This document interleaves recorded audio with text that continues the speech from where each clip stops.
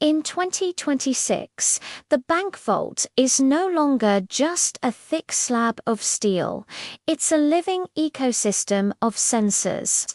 Traditionally, security was reactive. We checked the tapes after a breach.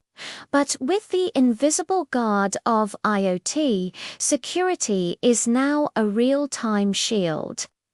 We re-merging the physical resilience of our buildings with the digital intelligence of the cloud too, create a fortress that never sleeps.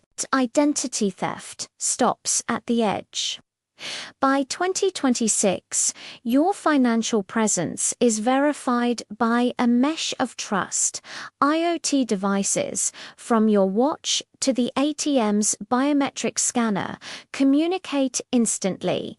If a transaction is attempted in one city while your phone is in another, the system kills it in milliseconds. This is zero-trust architecture for the physical world.